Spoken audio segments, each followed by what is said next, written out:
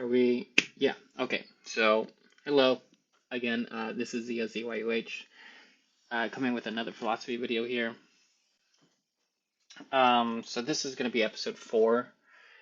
Episode 4, we're going to be talking about Warren Buffett, the conglomerate business owner for Geico and like insurance companies and things like that.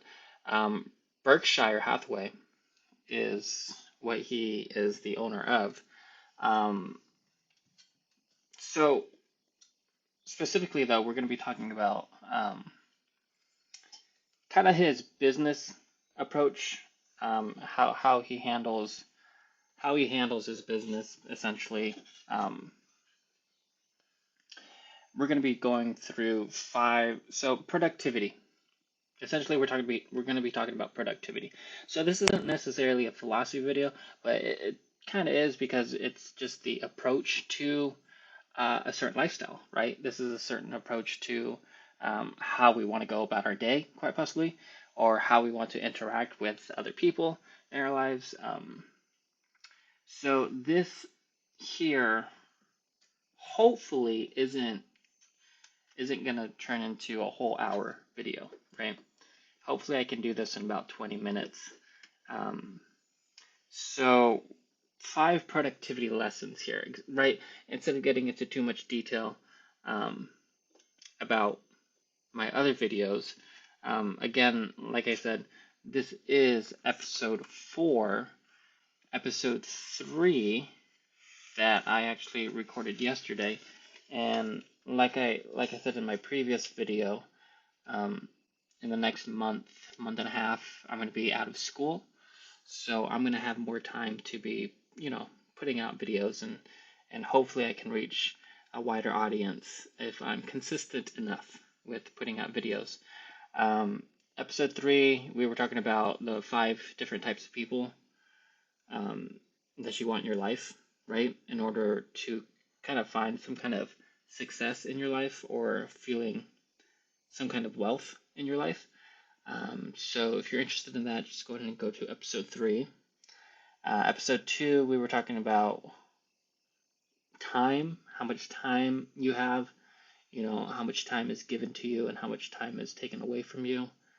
And then episode 1, we were talking about 10 different types of insights.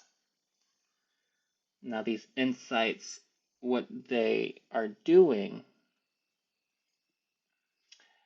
if I remember correctly, are certain types of approaches to life.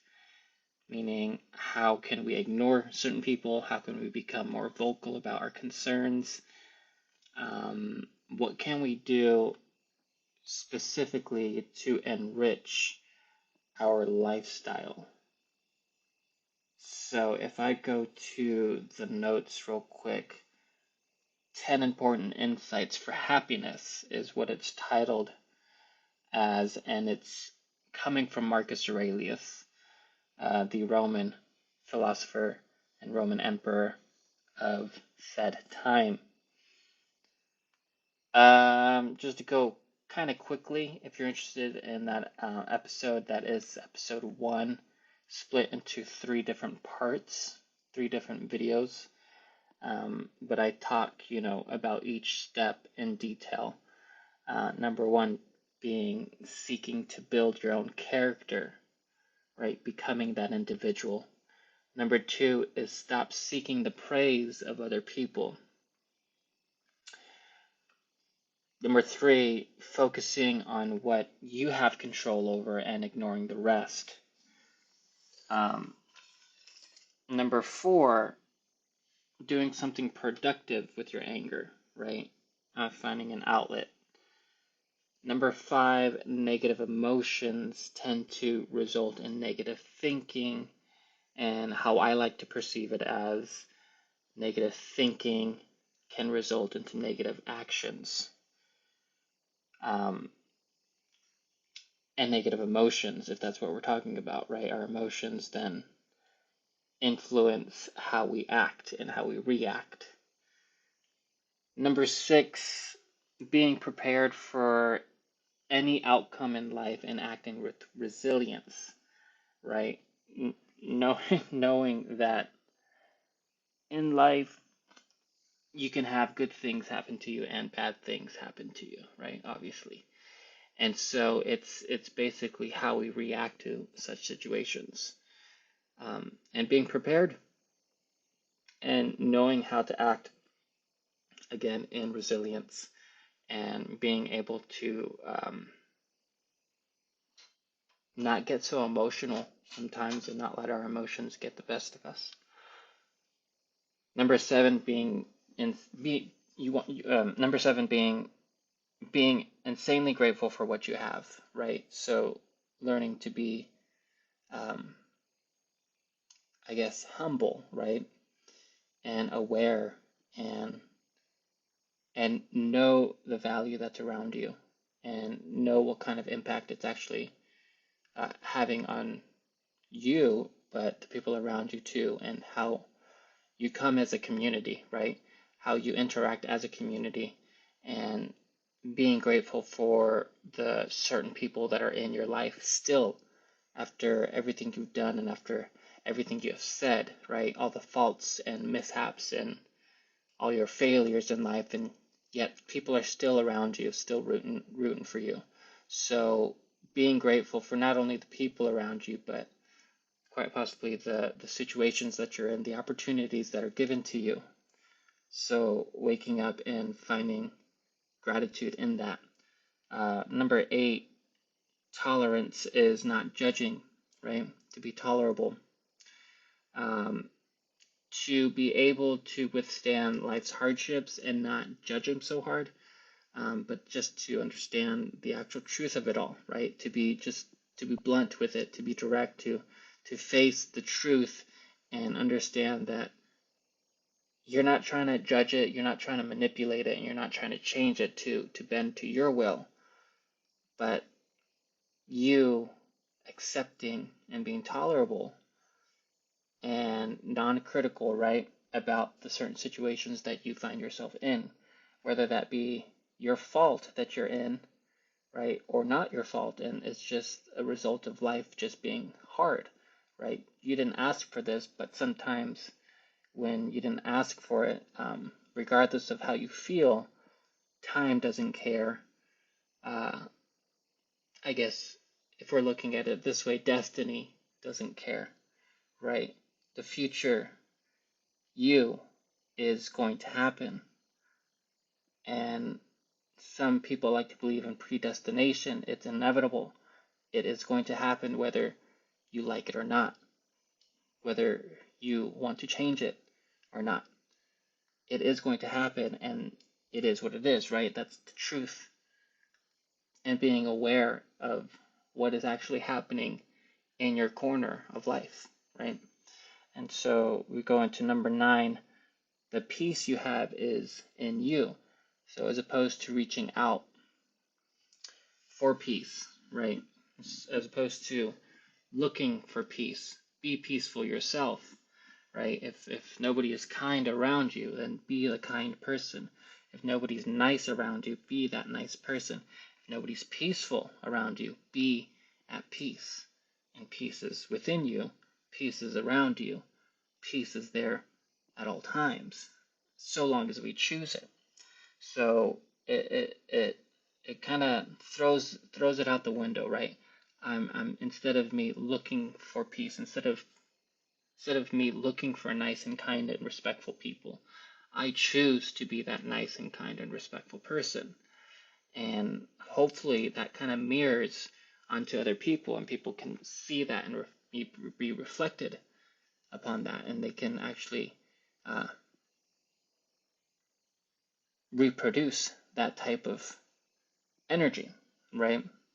And in unison, we can become a little bit more uh, loving towards each other. And lastly, which I think is the more important one, appreciating the shortness of life, right?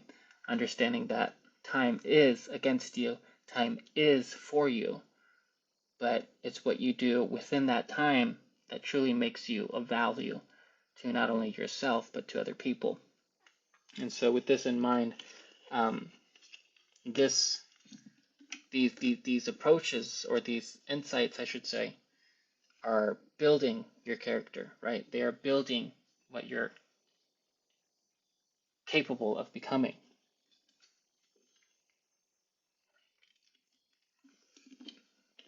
And so then that leads us to episode 2, right? Time. And it leads us to how we perceive time, and how time just does not care, really. It does not have an emotion, I don't think. It does not care what you think. It does not care how you feel. Some people think of time as ongoing, meaning it's not until I get there is when I will be there, as opposed to I am already there. It just takes a matter of time before I am aware that I'm there, if that makes sense. As opposed to me taking steps forward, walking from one side of the road to the other side of the road. It will take time for me to get there. Or am I already there? Am I just not aware of it yet? I don't know if I'm making sense, but it's upon perception, it's upon our realization and conceptualization of understanding our truth that surrounds us. If I look up into the sky and I say, wow, the stars are very, very far away, it will take me a long time until I get there, until I reach the stars. But once I reach the stars, how much time was used to get there? And again, was I already there? Was I just not aware of it yet? So that leads us into episode 4, which is what we talked about yesterday. And we were talking about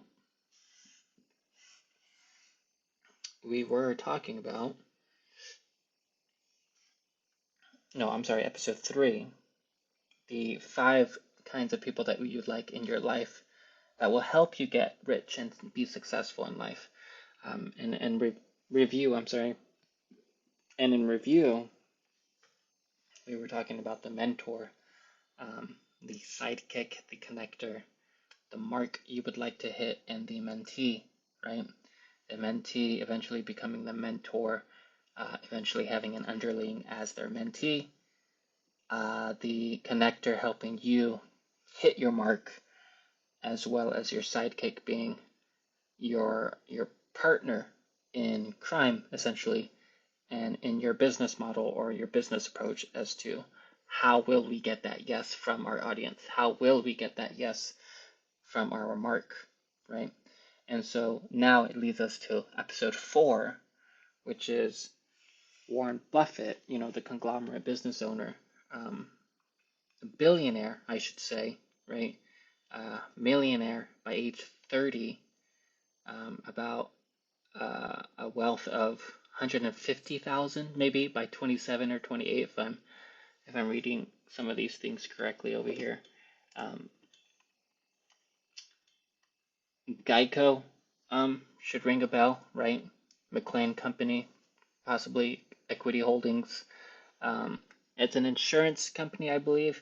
I'm not too well versed as to what his company does, but I'm assuming it does wonders for the people and how people feed off it, whether that be through their stocks or their holdings, as they say, when it comes to their income. And so we're going to be talking about 5 different types of productivity practices that will help the person, the individual, excel in achieving more success within their business. So if you're interested, stick around. Number 1 being the 2-list strategy. Number 2, minimizing the time you spend on your commute to work. Number 3, saying no to meaningless things. Number 4, decision reduction. And lastly, the 5-hour rule. So again, hopefully I don't speak too much. And hopefully this video doesn't go on for a whole hour. And maybe I can knock it out in about 15 minutes or so. 15 to 20 minutes.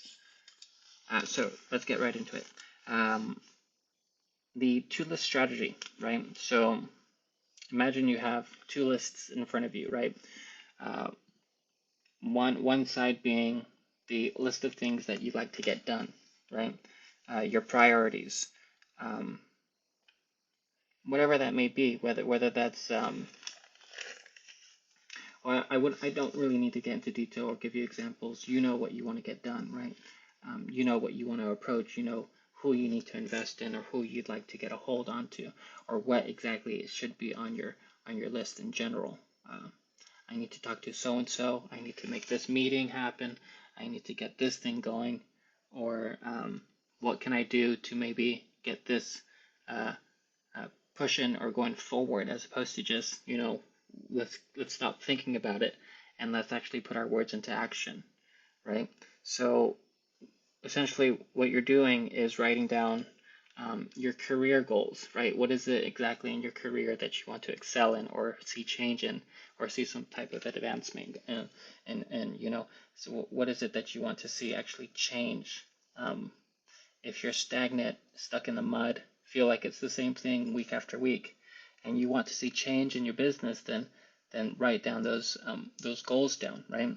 And as soon as you write them down, let's say you wrote down, for example, we have here 25 goals, right? You have 25 goals that you'd like to do, and that's either within the next week, the next month, what you want to see happen in a year or 3 years or 5 years, right? So all of these goals should take different types of uh, time limits as we're seeing as time passes by, right? We want to see, okay, well, within this time frame, I would like this to happen, or within this time frame, I would like this to happen, whether that be again in a week, a month, a year, or 3 years, right?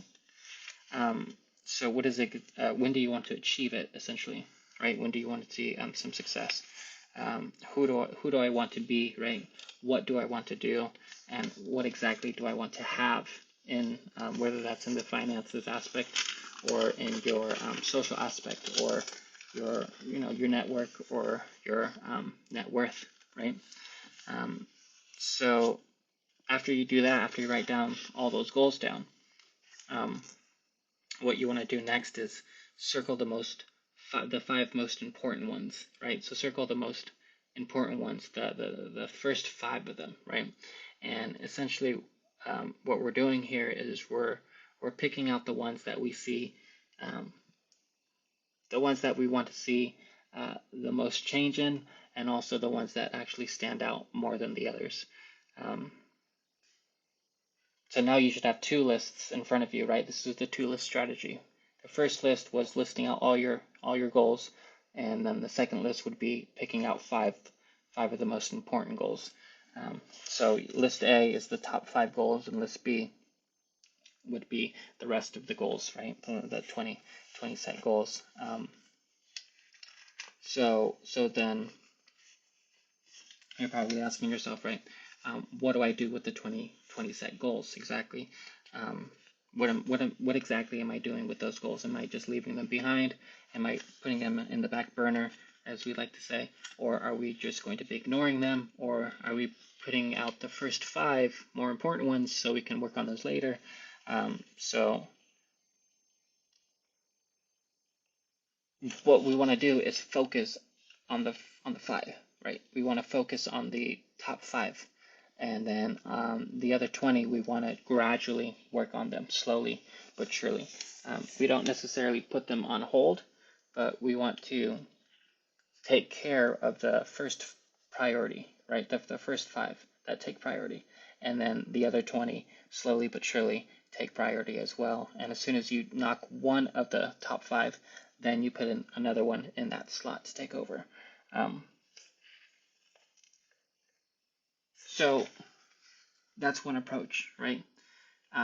But what Warren Buffett says is to actually just work on those top 5, and to not even pay attention to the other 20, right? So you're probably thinking, well, that's just too little of work, or I like the other approach where I'm working on the 5 more important ones and also working on the other 20.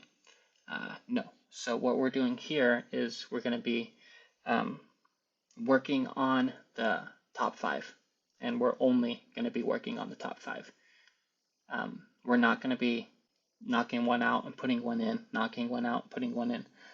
We're just going to be working on the top 5. And as soon as we're done with all 5, then we can put in 5 more, right? So we're knocking out 5 at a time, right? Not one at a time, putting another one in. We're doing all 5 as best as we can to the best of our ability. And what we're doing here is, again, we're taking the more important ones, and hopefully those rank up more revenue, and hopefully that ranks up more networking aspects for you in your lifestyle, whether that be in your personal lifestyle or your workmanship, right, and your work ethic. So that is the to-list strategy. And then lastly, well, actually, that's about it. There's a few more notes about, about how we can approach it a little differently. But here, I'll say this. We want to put at least 80% of our effort into those top 5 priority goals. Well, what's happening with the other 20%? And this is where it gets kind of tricky. Are we putting that 20% into the other 20% of, or I'm sorry, are we putting that 20% of effort into the other 20 set goals? And essentially what we're doing is we're taking that 20% of effort that we should be working on other things, but we're working on ourselves, and we're making sure our mind is set right. We have a healthy mindset to be able to work on those top 5 goals at 80% effort, and we're not overworking ourselves. So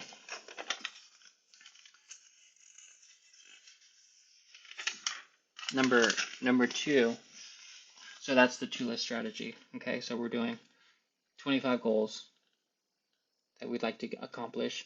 We're taking out 5 of the most important goals, and we're putting them on a separate list, and we're putting 80% effort of work ethic into those goals and 20% of relaxation upon ourselves. So again, that we're not overworking ourselves or prioritizing our work over our family or over our friends or over ourselves and our mental health. The next one, number 2, being minimizing the time you spend on your commute. He goes into like some statistics about how a lot of people spend a lot of their time going to and from work. And I know not everybody has the option to be able to work at home or to be working behind a computer, but in this day and age, a lot of people have positions to where they're working behind a computer, or they don't necessarily have to drive themselves to work, if that makes sense. And so if you do have the opportunity, ask your boss, can I at least work 3 days out of the week, right, at your establishment, at your workplace, but take 2 days to just work at home. That minimizes your time spent on the commute and actually allows you to work even harder and work for longer hours at home. And not only that, you're saving gas and you're saving the economy at the same time, right? We're not burning so much fuel, and if a lot of us can take advantage of this, I think it would do, a wonderful. It would have a good outcome in not only in the way that we approach work, but how our economy could actually be a little bit more cleaner is the word I think I'm looking for. So if you're unable to do that, if you have to drive yourself to work, right, or if you do have to take the train or the subway to work, or an Uber or a cab, or you're carpooling and you're not necessarily in the driver's seat, what exactly can you be doing on the way to work, right? So here he gives the example of, instead of using that time to be on social media or to be reading, certain articles on your phone, is to actually prepare yourself for work by seeing who exactly are you trying to reach out to today. And again, make a list of those types of clients or those types of people, or set goals. And so that way, when you do get to work, you're able to execute your work a little bit more fluent, as opposed to just getting to work, putting your foot down, getting your breakfast out, uh, eating your breakfast, you're you're slowly turning on the computer, you're talking to people around the hallways. All of a sudden it's 9:30, and you haven't really done anything. So there's a certain way to approach work, and there's another way to approach work where it's my way or the highway, right? Or am I actually using this time of value? And am I using this valuable time that has been given to me? And am I trying to take advantage of it? Or am I using it to excel not only my future, but quite possibly the future of my family, right? So we want to be able to exercise that control when we can, right? We want to be able to take control and be able to be assertive and be able to execute our goals in a timely manner without wasting time. Number 3 being saying no to meaningless things. A lot of times we catch ourselves in situations where you kind of have a wake up or aha moment, and you kind of go like, wait, hold on. How did I get here? What am I doing here? What are the lifestyle choices that I made that led me here? So if we are just aware of those situations, if we're able to say no to certain temptations and certain desires in life, drugs and alcohol is a really big one, or just spending too much time on social media, or spending too much time out in the public or out in society, to where you get lost and you're not really focused with your goals, then you will start prioritizing other things in your life that shouldn't be prioritized or shouldn't be paid much attention to. And so what we want to do is learn to say no to opportunities that don't really excite us, but quite possibly maybe entice us, put us in a position where we feel like it's actually doing us justice or good, but in reality, it's actually creating like a false narrative in our life. Learning to just say no to people, right? Learning to just say no to business cards. Learning to say no to certain situations or events, or certain meetings where you don't necessarily have to show up to. And you're not being a jerk about it, right? You're not saying, you're not going to be antisocial or anything, but you're just, again, prioritizing your time, because your time is valuable, and what you want to accomplish doesn't necessarily have anything to do with them, but maybe it has more to do with your close colleagues and your close friends, and most importantly, your family. So don't waste your time. Don't put yourself in a position where you don't necessarily have to be. Don't attend parties or events, or go to certain gatherings where you don't necessarily have to be present there physically, but maybe you can put in your 2 cents at the meeting the next day, whatever it may be, And this actually leads us to decision reduction, being able to reduce the amount of, again, entices in life and desires and certain temptations in life.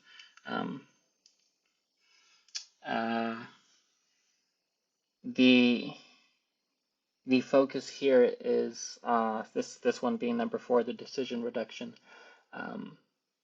will help you save a lot of money. Meaning, if you're a minimalist, if you're somebody who really prides themselves as somebody who only needs the actual necessities in life, and they don't really find themselves overspending, meaning they only have 2 jumpsuits out of the week that they wear, or 2 sweatshirts they wear out of the whole year, and they're perfectly fine with that, then so be it, right? I only need 1 pair of jeans, until they get dirty, and then I'm going to throw them out and just get another pair of jeans, as opposed to having, 15 or 20 pairs of jeans. And this actually goes into the mantra of just stuff that accumulates in your house, in your home.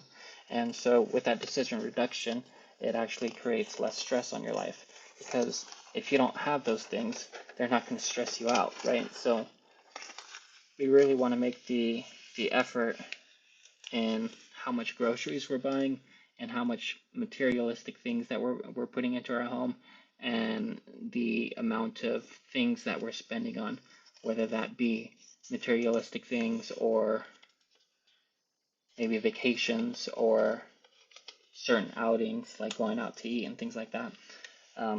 Learn to cook, right? Learn to cook, learn to make your own food at home, learn to buy the certain necessary groceries that will last you a week or two, and start cooking at home, or start putting in a slot of time out of your day so you can make that effort and actually cook some food, and good food at that, right?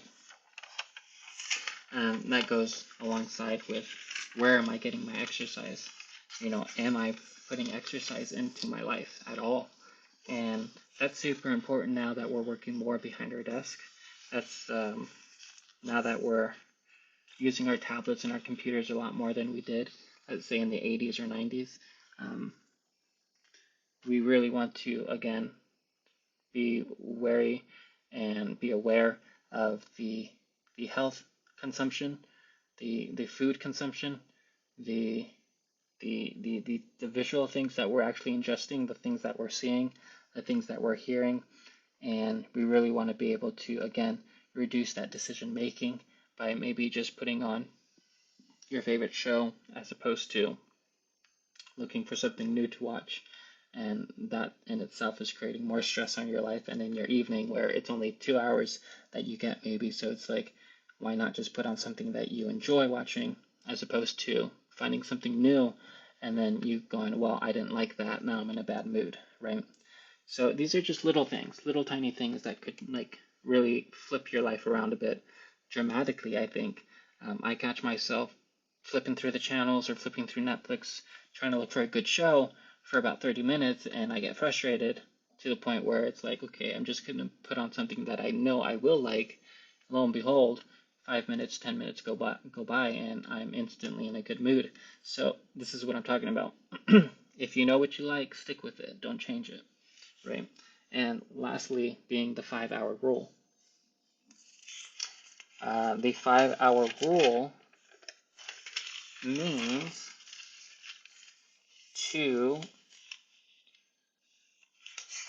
I'm sorry, what does the 5-hour rule mean?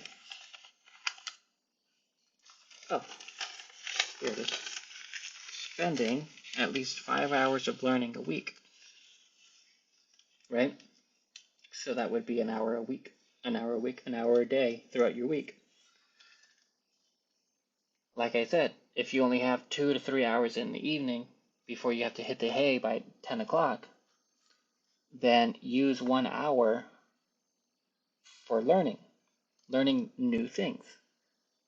And I know I just said stick with what you know, or stick with what you're familiar with, but in this aspect, you really want to branch out and try out reading a new book, a new article, a new piece of literature. Quite possibly, if we're even in that area, watch something new, right? Watch something new. Give yourself the opportunity to put on something new. But then go back to your favorite show, right? So that, I'm going to cut it there, because again, I don't want to be talking too much. But those are 5 productivity lessons from Warren Buffett. And again, this isn't necessarily a philosophy video, but it is an approach to life, which I think is in itself a philosophy. So I will leave it at that. This is episode 4 for Philosophies for Life. And again, this is coming from a neighboring YouTube channel. I will put their channel down below. And hopefully I see you guys in the next video. But if you have joined this video and if you made it this far, then leave down in a comment if you have maybe tried these things, or if you tried these things but just didn't necessarily know that it had a name behind it, or what is it that you're struggling with and what can you improve on. So Again, thank you again for the people who have joined in on this this video. This is Zia, ZYUH, and hopefully I catch you guys on the next video.